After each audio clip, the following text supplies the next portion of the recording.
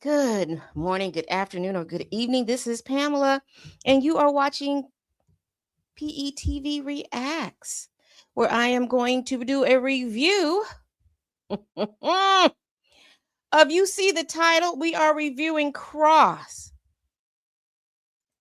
and I will tell you as you all are entering, make sure you all are hitting that like button and make sure you are subscribing. I really do appreciate it. I really, truly do appreciate it. So let's get into this. So we are in the fourth episode. And so what I want to do really quick is do sort of like a review, going over the first three episodes. So what we have so far is this. We have now, I call them the Duolingo killers. Okay. That's their names. Rebecca and Donnie are the Duolingo killers. So we see in episode 1, 2, and 3 kind of gives us a background of what's going on with Duolingo, the Duolingo killers. And so basically it is revenge because Crestwood Industries is, I guess, buying up farmland, and they have different factories all across the United States and the world. And what we have gleaned is the fact that Crestwood, along with a consortium of other folks, are using child labor to run their factories, because with child labor they don't have to pay them as much as they need to, and some of them are probably just getting for the operations in the United States of America, they're probably just getting papers and things like that, or they're getting hopes of papers, or just doing a better life.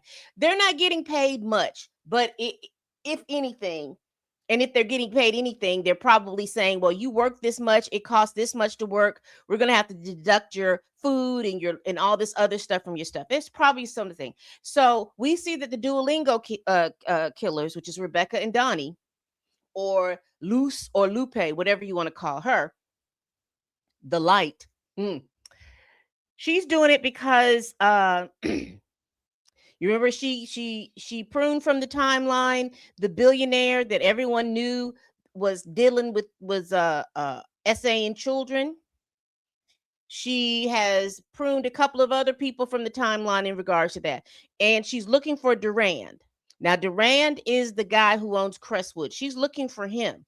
She's already pruned from the timeline this guy named Paul. And and Durand finds out about that in this episode. I will tell you, this is what that's throwing me off, because I can tell, and that, like I said, this is just a review from the first three episodes and what I'm gleaning going into the fourth. I can tell that the writing is different, because the main story is not the most interesting story. The interesting story is the side story with Project Bad Religion and Craig. That's the more interesting story. And that story is keeping pace like the first season. There's a lot of intrigue. Like last season, we knew who was the killer. We knew, but there was a lot of intrigue in order for us to get there. There was some things that we didn't know. There was a lot more intrigue. And so that's what's throwing me off about this season. I don't understand this relationship between Craig and Cross. It wasn't anything that in my opinion was building up from the first season. I saw that his relationship with Elle, I don't know why they changed it to where that he's not going to be vying for her attention. I don't know why they changed that. I don't know why we couldn't see an arc with her trying to come to grips about what happened. She just like kind of jumped into a new relationship, but she's still over there with them. And what happened to Mama Grandmama? Where is she? We don't see anything, because at least side characters like that, you at least will see them from time to time. We don't see them. It's just like those kids are just are by themselves, and Elle is always over there taking care of the kids. I'm curious about that. I don't understand what's going on there. Is she not back? She was just there for the first episode. Y'all let me know down in the comments, because I'm not liking this relationship between Cross and Craig. I think it's going to get really, really messy. really, really quick. Really, really quick. So let's get into episode 4. Now, episode 4 is entitled Harden. So you remember at the end of episode 3, the DHS agent Larson had kidnapped Lincoln, and I guess he was going to prune him from the timeline, but Lincoln ended up pruning him from the timeline. So they're having a meeting with the supervisor, and the supervisor pretty much says, "Hey, the department kind of figured that uh Larson was into something, but they don't really know. So he's playing cover his tail and investigate, and they weren't going to be dialed in about what's going on. So they don't know who DHS is leaning towards, who they think is part of this whole uh child trafficking ring. They don't know this human trafficking ring. They don't know all the information, but they're investigating it, and they're not dialing in Craig and Cross. So we get back to Florida, and you remember Lincoln made it to Florida to the Duolingo twins. He gets up. He's still asleep on the couch, and Duolingo Rebecca's auntie is trying to figure out how did he get there? How did he find them? They need to find that out because she don't like stuff coming to her doorstep. She don't mind all of the pew pewing and pruning from the timeline, but she minds it if it's at her doorstep. And so she's telling Rebecca she needs to get a handle on that. Uh, they go over the evidence that Lincoln has, and apparently it's very good information. Very good information. It has all the information about the ins and outs of the organization and everything like that. And this is information that Rebecca needs in order to bring down Crestwood and to bring down Durand. So we then switch to Toledo, Ohio. You see in Toledo, Ohio, these kids are processing meats and they're cleaning up after a day. You know, they're doing the protocols to clean up.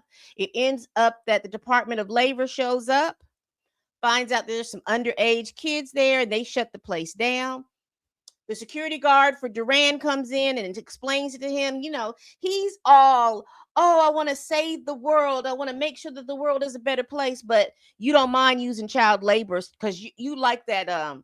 He likes that attention. He likes to be considered to be the leader or the innovator. He likes all of that attention, and he's not really giving a doggone about child labor or anything like that. Matter of fact, that's why he was so cozy with the first episode PDF file that was pruned from the timeline, because he was able, that was a pipeline into getting the children. So the security guard tells Durand that the factory has been raided. They found some children. They're going to be going over that, and he's like, "Don't tell me anything. You better tell Paul. Go tell Paul." Child, that security lady said, "Paul is gone." She told him Paul is gone, and that there wasn't no connections to him and Paul at this point. But she's saying that since it was his factory, Plant 52, they're gonna have to eat that. So he calls for Pamela is freaking out after she hears that Paul is dead. And so Durand is like, hey, we need to the feds don't have a connection between me and Paul, and we need to come up with an action plan to figure out what's going on at Plant 52. And so he leaves the office and leaves it like that. But he's still freaking out. He's freaking out. He's realizing that these people are getting closer to him as possible, but he doesn't want to reveal why they would be getting closer to him. And he probably won't reveal it until it's time, until his life is on the line. So we get back to Cross and Craig are reviewing cold cases with people with their fingers come up. They come up with a case in Hollywood, Florida, where a sheriff from Ohio and is pruned from the timeline, and his fingers are cut off too. Craig and Cross get real cozy, like they're about to kiss, and John notices it. And plus, John has warned Cross about Craig. He's told her something ain't right there. But you know, Cross is his own. You know, remember I told you last episode, Cross is in his own world. He likes to be the main character in his own little world, and he feels like since he's the main character in his own little world, nobody can tell him anything.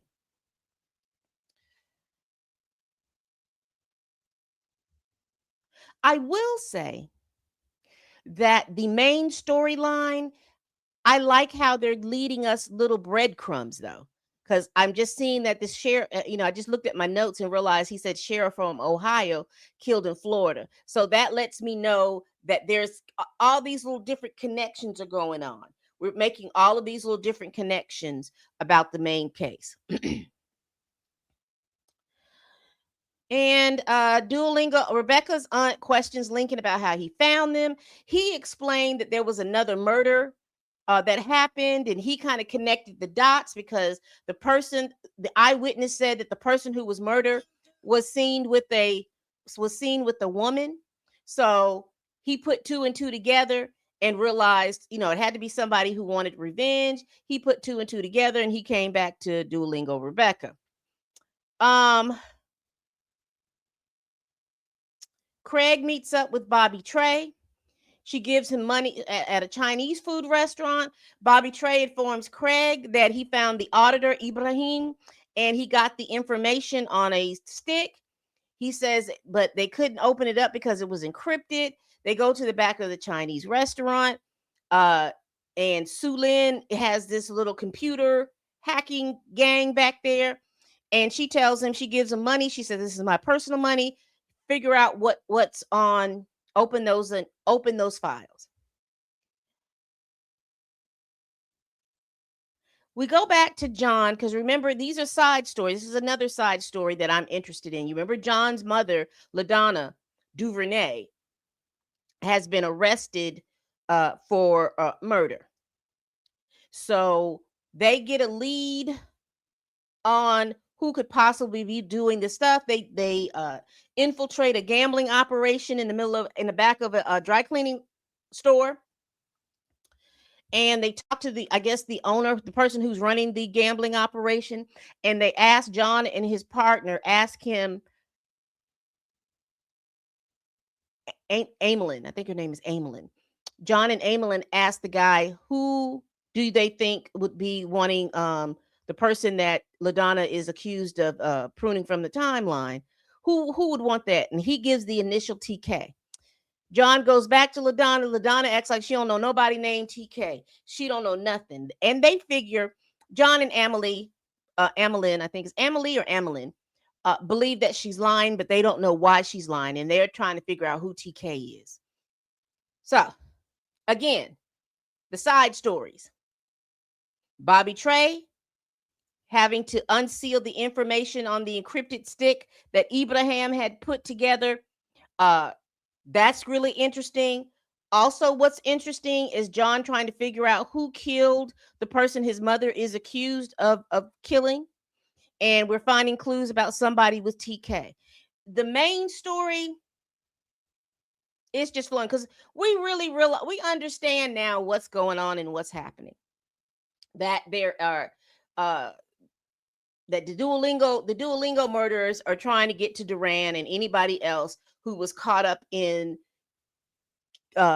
killing Duolingo Rebecca's mother. This is what we know. Okay, we understand the motivations of it all. Little Bertho has come to live with Cross because John asked Cross to take care of that for him, and Cross did. So he's going to be living with them. And also he's going to be going to school with the kids. And it was so funny because nobody was practicing their Spanish but little Ella, she be on it. That little girl be on it. She don't practice her Spanish, and so I think Berto is gonna be fine. Rebecca gets Lincoln a room at the casino. It's a presidential suite. And as she's there at the casino, Duolingo Donnie, who's out, scoping the place, he sees the two detectives come in, and he calls Duolingo Rebecca, letting her know that the Cross and Craig are there. And I don't know why she wanted to interact with Cross. To me, it was unnecessary to do that, but I know that it had to be done, but it was unnecessary. I just don't think it was necessary at this time to for her to have interacted with him. I just don't think it was necessary. I think they should have I think that personally, I think that they should have seen her come out of his room and uh figure out who that person is, because I think what's going to happen on the next episode, I think they're going to go to her aunt's house. I think that's where it's going to lead them to. But I don't think it's necessary. I didn't think it was necessary for her to interact with them at this early stage. I think it would have been better just to see her on the, for her to be. She should have just been sitting there, putting her bets, and he walked up there and put the bets, and then she walked away. I think it could have been something like that, but just the interaction of it just seemed off to me. John visits oh, and I don't know why. The critique I have with this show and this first 4 episodes is the unnecessary gratuitous sex that they're having in these things. Cuz I don't think it was necessary for Rebecca and Lincoln to have the freaky tattoo sex. Oh, you got a freaky tattoo. I got a freaky tattoo too. I just don't think it. I think it would have been, it would have had more weight if they had just bonded over their shared despair and things like that, and find promise and hope in each other because of the fact that they had the tattoos and stuff like that. I think for me that would have been better. I don't think it was necessary to have that gratuitous sex. It was unnecessary. And I just thought that that was really lazy writing to me. They could have had a situation of a better bond, feel like they were brothers and sisters in arms, than to have the freaky tattoo sex.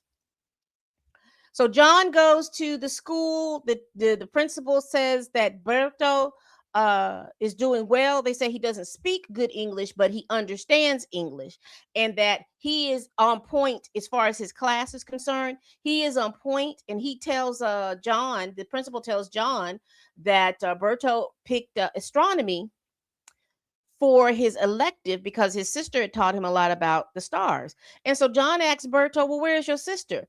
And Berto says, I believe she's in Toledo. She's in Toledo, Ohio." And that's all he knows. And then, they bond together, and Berto says that John can call him Chucho. And you remember the girl that we saw at the beginning of the episode, Blanca, that is Roberto Sitter, if I didn't mention her. When they raided the factory, Berto's sister was the one that was the last person into the truck before they sent them away.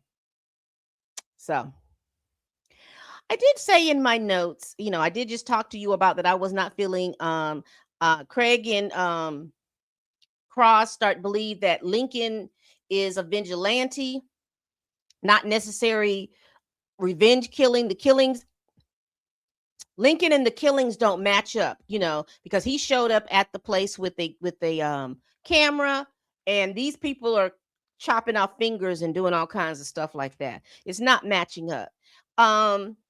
Again, I'm not feeling this. Again, I don't know if it's lazy writing. I don't know, but I am really not feeling this sexual tension between Cross and Craig. It makes no sense to me. Um, I would have rather them have this awkwardness from both of them being drunk and having the sexual relationship, and then both of them having an awkwardness because uh, Cross is trying to get back with Elle, and his attention is trying to get back with Elle, and he knows he's effing up. I'd rather have that, and then Elle find out that he had the one night stand with Craig, than what's going on right now. It just doesn't make any sense. And I also said too, this season doesn't have the high stakes or the tension. Where they're choosing to put the tension is in sex, and I just think that that's lazy to me. I think the tension can be in other places and stuff like that, but it doesn't necessarily have to be sex. There are a lot of spiritual connections, and I did want to talk about the crown of fingers because that was on the back. That was on Rebecca's back, and maybe that is probably something about why she's taking the 3 fingers. And I did put on their Duolingo, Rebecca is a hoe. She's leading Lincoln on, and homeboy is whooped. We get back to Bobby Trey, and Bobby Trey's collect Sulin says that he's cracked the code. They can get into the files. They get into the files. We see, and this is what we see. We see a Sergeant Thompson, because that's what's on the screen. He's sitting in front of, it looks, a lady with a lab coat on, and he's doing some kind of test. He's hooked up to an IV. Well, he's got to put the right peg in the right hole. So he did it the first time, great, because it was like a triangle, circle, a square. You know what I'm talking about. He had to do that. Well, the second time when the person in the lab coat directed him to do it again, he couldn't move, he couldn't do that, and he was asking her, help me, help me, help me. And then he just started hitting his head and banging in his head, and he ended up taking one of the pegs and ramming it through his eye. And as soon as he did that, the person with the lab coat turns around. It's Craig. So this must be Project Bad Religion. So apparently it must be the soldiers are given some type of drug, and they're monitoring them about the drug, but this drug has a bad side effect. And so this is what Mastermind is trying to keep under wraps. And I'm curious to know who Mastermind is. Now, is Mastermind somebody that we have been in contact with or not? That's interesting. See, these side stories are much better. So it ends up, they go over the surveillance footage of the hotel, of the casino, and they see Lincoln on the survey thing. And then, Cross does his little woody woody woo, and he sees Duolingo killer Rebecca. And then it's a chase going in and out of the hotel. Duolingo Rebecca gets back up there with Lincoln, and then she says, "Look, the stakes too high. You can't, basically you can't live." Lincoln is cool with that. She points the gun at him. Lincoln leans into the gun. He pulls the trigger, and then there's no more Lincoln. And then, Craig and Cross, they don't get to Duolingo Rebecca. Duolingo Rebecca gets into the truck with Duolingo Donnie, and they leave Hollywood, Florida, and that's the end of the episode. So again, the main storyline doesn't have as much high stakes for me.